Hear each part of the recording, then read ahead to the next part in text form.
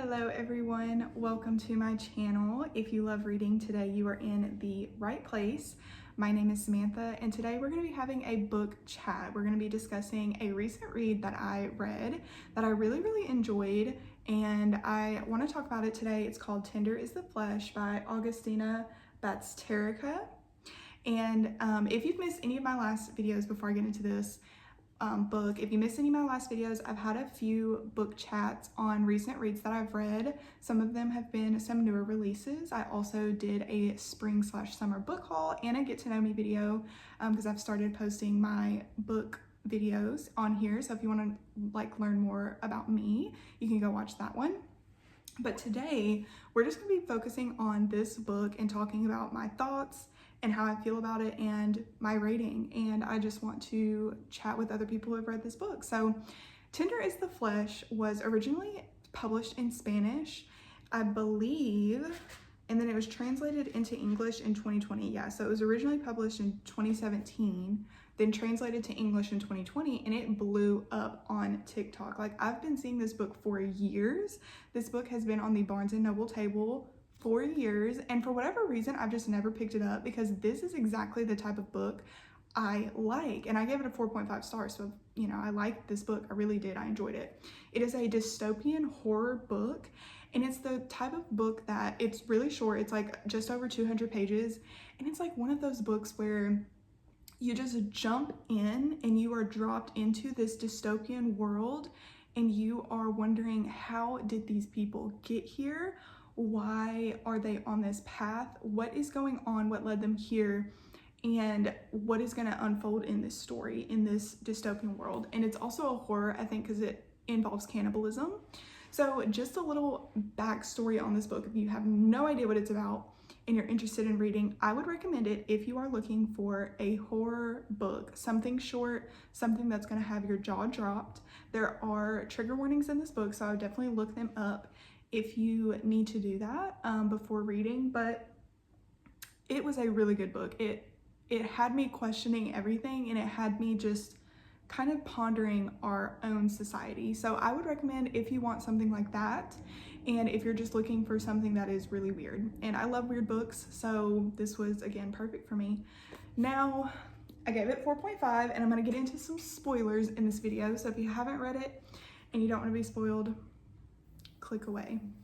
Now, this book was fucking crazy, okay? This book was fucking crazy. Our main character, Marcos, one piece of shit, piece of trash. I was rooting for him until the last page, until the last page.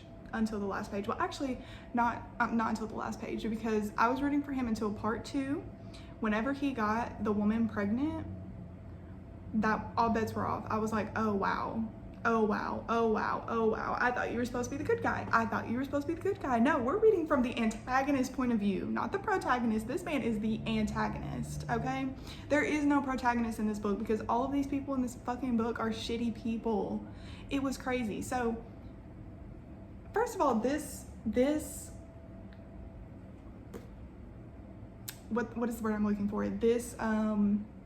The synopsis of this book, or what it's about, cannibalism.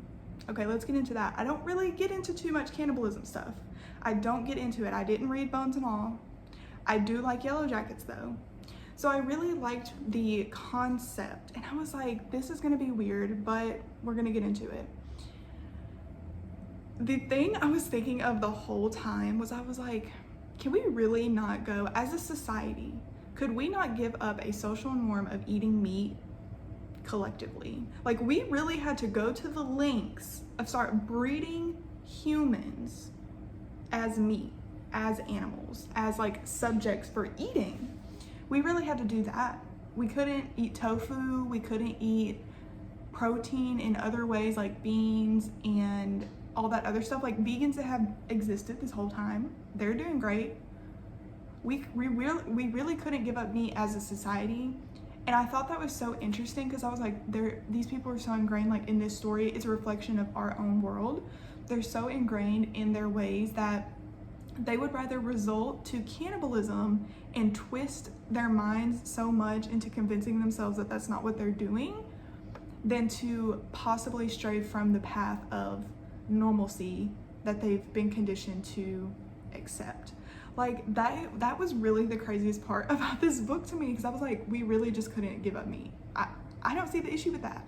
So we go into this story and we're seeing that all of the animals were getting killed, people were killing their pet dogs, people were going insane. I mean, it's just, it was disturbing. It was disturbing. Then the details and the lore that was dropped in this book, like, it was just crazy. It was crazy. The other thing, one of the quotes on the back of this book that I kind of read it halfway through reading, and it kind of shaped my thought on this, and I need to find it because it was a really good quote and it made me think of the book a little differently. Let's see.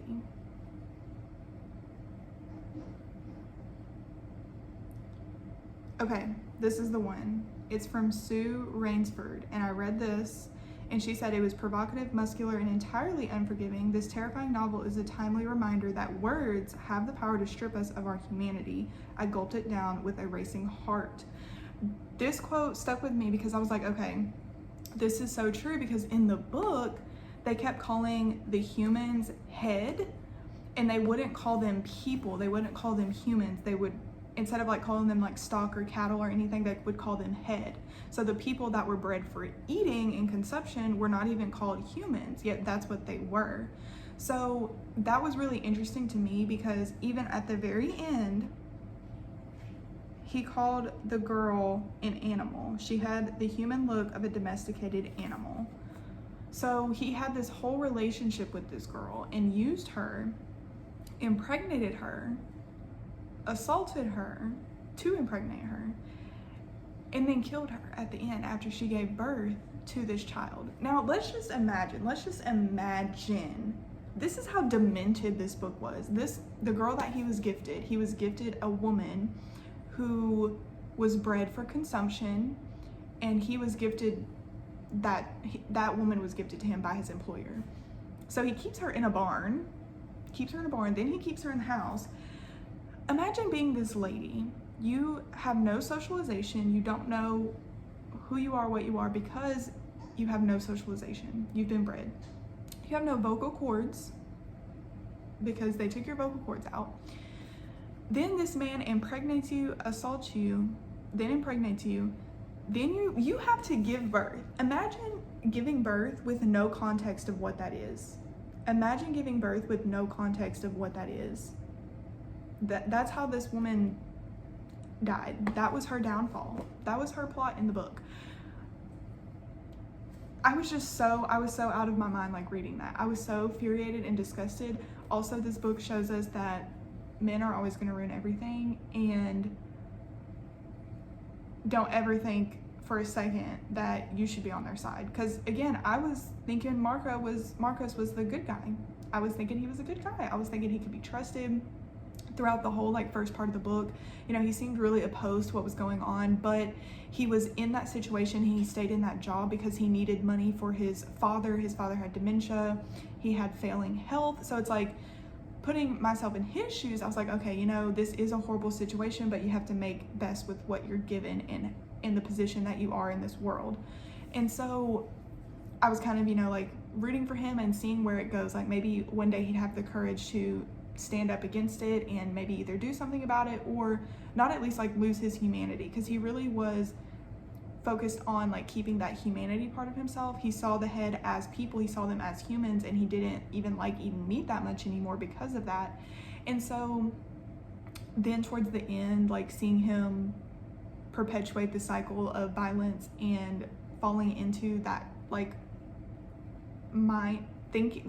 point of thinking, and it's just, you were almost there, you almost had it, and then you lost it completely. You lost me completely. So wow, this book had me floored. Like I said, I gave it 4.5 stars. I was just floored because I genuinely enjoy books that kind of explore like what life would be like if something like that happened, or how crazy would people go if what we think is normal cease to exist or cease to function. Like how would we end up as a society? And that's really one of the reasons I love the dystopian genre in general, is because it explores those themes and it really makes you think about humanity itself and our society that we've built and how we play into it. And it was just so good.